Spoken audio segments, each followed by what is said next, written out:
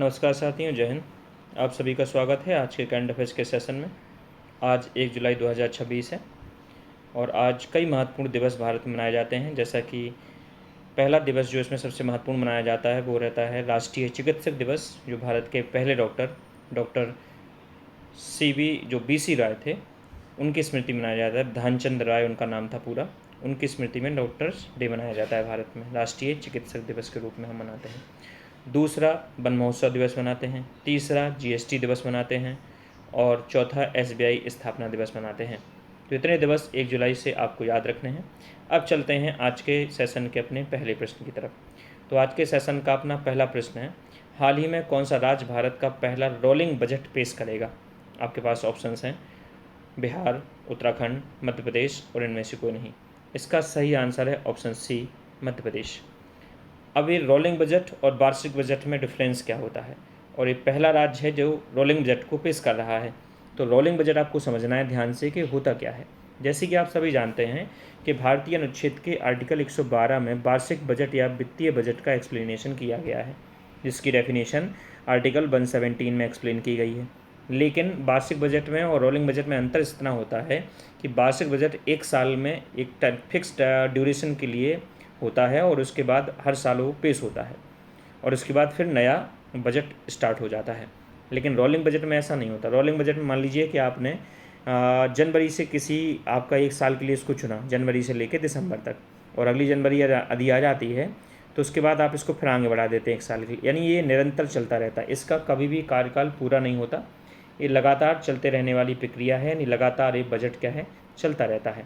हाँ, हालांकि इसमें एक फ्लेक्सिबिलिटी ये है कि जैसे कि हम वार्षिक बजट में एक साल के बाद ही विचार करते हैं कि हमें कहाँ कहाँ लॉस हुआ है, कहाँ कहाँ में बेनिफिट्स हुए हैं, लेकिन यहाँ हम हर माह में और हर तिमाही में अगर आप चाहें तो बाज़ार के हिसाब से इस बजट में जो है संशोधन कर सकते हैं। तो उम्मीद करते हैं कि आपको ये दोनों का अंतर समझ आ गया होगा कि रोलिंग बजट में और वार्षिक बजट में क्या डिफरेंस होता है। क्लियर? तो इसका आंसर होगा सी, मध्य प्रदेश। अगला प्रश्न, आज का अगला प्रश्न है, हाल ही में एशियाई युवा पैरा ओलंपिक 2025 में पदक तालिका में, पैरा ओलंपिक नहीं है, हाल ही में एशियाई युवा पैरा गेम्स 2025 में पदक तालिका में कौन शीर्ष पर रहा है? तो इसका आपके पास ऑप्शंस हैं ईरान, उज्बेकिस्तान, जापान और इनमें से कोई नहीं। इसका सही आंसर है आपका ऑप्शन बी, उज्बेकिस्तान। उज्बेकिस्तान ने 197 या ऐसी ही कुछ है, आप एक बार कंफर्म कर सकते हैं, 197 पदक जो है जीते हैं, और दूसरे नंबर पे ईरान है, तीसरे नंबर पे इसमें जापान है, और भारत ने जो मेडल जीते हैं वो भारत ने आपका जो है तकरीबन 101 मेडल जीते हैं, और भारत ने इसमें 7वां स्थान हासिल किया था। ठीक है, तो इसमें पहला स्थान किसको मिला है एशियाई युवा पैरा गेम्स 2025 में? तो वो मिला है उज्बेकिस्तान को। अगला प्रश्न, आज का अगला प्रश्न है, हाल ही में किसके द्वारा लिखित पुस्तक मोदी युग में भारत का आर्थिक सशक्तिकरण का विमोचन किया गया है? ऑप्शन हैं मनीष मुंद्रा, हरिंदर बजेजा, डॉक्टर सिकंदर कुमार, उनमें से कोई नहीं। इसका सही आंसर है option C, doctor Sikandar Kumar. यह हिमाचल प्रदेश से राज्यसभा के सांसद हैं। ठीक है, हिमाचल प्रदेश से राज्यसभा सांसद हैं और 2014 से मोदी के कार्यकाल पर नज़र रखते हुए उन्होंने इस पुस्तक को लिखा है कि मोदी युग में भारत का आर्थिक सशक्तिकरण। तो इसका आंसर हो जाएगा option C, doctor Sikandar Kumar. अगला प्रश्न, हाल ही में प्रधानमंत्री मोदी ने कहाँ राष्ट्र प्रेरणा स्थल का उद्घाटन किया है?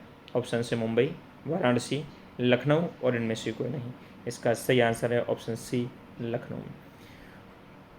प्रधानमंत्री ने लखनऊ में जो राष्ट्रीय प्रेरणा स्थल का उद्घाटन किया है उसमें 3 महापुरुषों की प्रतिमाएं लगाई गई हैं, अटल बिहारी वाजपेयी, पंडित दीनदयाल उपाध्याय और श्यामा प्रसाद मुखर्जी। याद रखिएगा, ये मूर्ति भी पूछी जा सकती है। तो अटल बिहारी वाजपेयी, पंडित दीनदयाल उपाध्याय और श्यामा प्रसाद मुखर्जी, जिनको आइडियोलॉजी मानती है बीजेपी, अपना आइडल मानती है, इन्हीं की आइडियोलॉजी पे बीजेपी चलती है। तो इन्हीं 3 महापुरुषों की जो है प्रतिमाएं राष्ट्रीय प्रेरणा स्थल में लगाई गई हैं, जो कि कहाँ बनाया गया है? लखनऊ में बनाया गया है। इसका आंसर हो जाएगा सी, लखनऊ, उत्तर प्रदेश। अगला प्रश्न, हाल ही में किसने संथाली भाषा में भारतीय संविधान को जारी किया है? ऑप्शन हैं Amit Shah, option B Narendra Modi, option C Om Birla और ऑप्शन डी राष्ट्रपति द्रौपदी मुर्मू। तो इसका सही आंसर हो जाएगा आपका जो है option D, president Draupadi Murmu. अब इन्होंने संथाली भाषा में भारतीय संविधान की प्रतिलिपि को जारी क्यों किया है? तो आप सभी जानते हैं कि हमारी जो प्रेसिडेंट हैं वो भारत की पहली जनजाति जो है प्रेसिडेंट है, यानी एसटी कैटेगरी से आने वाली पहली प्रेसिडेंट हैं भारत की। और ये किस जनजाति से संबंध रखती हैं? तो ये संथाल जनजाति से संबंध रखती हैं। इनका मूल निवास स्थान कहाँ है? उड़ीसा मयूरभंज है। तो द्रौपदी मुर्मू जो कि हमारी प्रेसिडेंट हैं, उन्होंने अपनी मूल भाषा संथाली भाषा में भारतीय संविधान की प्रतिलिपि को क्या किया है? जारी किया है। यानी इसका आंसर हो जाएगा पहली द्रौपदी मुर्मू। अगला प्रश्न, हाल ही में किसने भारत के पहले ग्रीन टाउन के रूप में विकसित किया जाएगा या प्रमाणित किया गया है? तो इसका ऑप्शन है आपके पास मोढेरा, धौलेरा और कोची। मोढेरा गुजरात में पड़ता है, धौलेरा भी गुजरात में पड़ता है और कोची केरल में पड़ता है। इसका सही आंसर हो जाएगा ऑप्शन बी, धौलेरा। अब ग्रीन टाउन क्या होता है? तो ऐसे शहर जिसको इन्वायरमेंट के हिसाब से पूर्ण रूप से विकसित किया जाता है, हर बात को ध्यान रखा जाता है, इन्वायरमेंट को नुकसान ना पहुंचाए, इन्वायरमेंट को आपका फ़ायदा करे, किसी प्रकार का कोई भी एटमॉस्फेयर को हानि ना पहुंचाए, और उसमें ऐसी चीज़ों को विकसित किया जाए जो कि इको फ्रेंडली होती हैं। तो ऐसे शहरों को या ऐसे हम किसी भी जो टाउनशिप जनरेट करते हैं उसको हम ग्रीन टाउन कहते हैं। तो इसका आंसर हो जाएगा बॉम्बे, धौलेरा गुजरात। अगला प्रश्न, हाल ही में किस आईआईटी ने इला नामक एआई एजेंट विकसित किया है? IIT Mumbai, IIT Delhi, IIT Madras और इनमें से कोई नहीं। इसका सही आंसर है ऑप्शन बी, आईआईटी दिल्ली। जैसे कि यहाँ भी लिखा है दिल्ली आईआईटी ने विकसित किया है इसको। तो ये एक एआई असिस्टेंट है जो लैब में ह्यूमन की तरह जो है फ्री और आपका जो है बड़ी सटीकता के साथ प्रयोग कर सकता है। ये बेसिकली लैब के लिए जनरेट किया गया है और एक एआई असिस्टेंट है जो कि लैब में काम करेगा और बहुत सारे प्रयोग इंसानों की तरह कर सकता है। तो इसको किसने जनरेट किया है या बनाया है? तो वो बनाया है आपका आईआईटी दिल्ली ने। अगला प्रश्न, हाल ही में आकाश नेक्स्ट जनरेशन यानी आकाश एनजी मिसाइल सिस्टम का सफल ट्रायल कहाँ किया गया है? ऑप्शंस हैं चांदीपुर, जैसलमेर, विशाखापट्टनम, इनमें से कोई नहीं। तो इसका सही आंसर है ऑप्शन ए, चांदीपुर में जो है इसका सफल ट्रायल किया गया है। चांदीपुर कहाँ पड़ता है? उड़ीसा में पड़ता है। जैसा कि आप देख पा रहे हैं, ये है आकाश मिसाइल जिसको डीआरडीओ द्वारा विकसित किया गया है। किसके द्वारा विकसित किया गया है? डीआरडीओ के द्वारा। थोड़ा सा इसमें टेक्नोलॉजी में बदलाव है, इसलिए इसका नाम रखा गया है नेक्स्ट जनरेशन आकाश मिसाइल सिस्टम। और इसको कहाँ टेस्ट किया गया? उड़ीसा के चांदीपुर में। अगला प्रश्न, हाल ही में किसने इंटरसेक्ट को लगभग 39,500 करोड़ रुपए में खरीदने की डील साइन की है?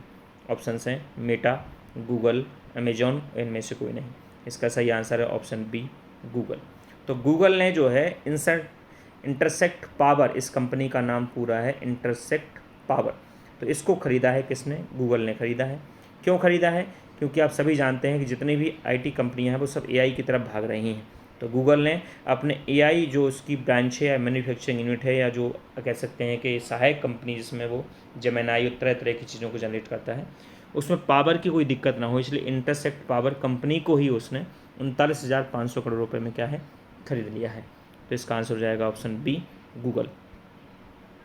आज का लास्ट प्रश्न, हाल ही में शून्य अपशिष्ट मॉडल पर आधारित भारत का पहला अत्याधुनिकीकरण ई कचरा पार्क कहाँ स्थापित किया जा रहा है? आप अगर नहीं समझ पाते हैं शून्य मॉडल आधारित, इसका मतलब होता है कि जीरो वेस्ट, इस पर आधारित ई कचरा पार्क जो है वो विकसित किया जा रहा है। आपके पास ऑप्शन है दिल्ली, इंदौर, मुंबई और इनमें से कोई नहीं। इसका सही आंसर है ऑप्शन ए, ये दिल्ली में विकसित किया जाएगा। ई कचरा पार्क का मतलब होता है इलेक्ट्रॉनिक वेस्ट, यानी जो भी वेस्ट किससे निकलता है? इलेक्ट्रॉनिक गैजेट्स और डिवाइस से निकलता है, उसको आपका ख़त्म करने के लिए इस पार्क की स्थापना की जा रही है जो कि शून्य अपशिष्ट पर आधारित होगा, यानी 0% एनवायरनमेंट को डैमेज करेगा। यानी इसका आंसर होगा ऑप्शन ए, दिल्ली। उम्मीद करते हैं कि आज का सेशन पुराने सेशंस की तरह आप सभी को पसंद आया होगा। यदि पसंद आया है तो शेयर करना मत भूलिएगा और अगर कोई राय है तो कमेंट बॉक्स में ज़रूर डालिएगा। बहुत बहुत धन्यवाद आप सभी का। पढ़ते रहिएगा, ख्याल रखिएगा। जय हिंद।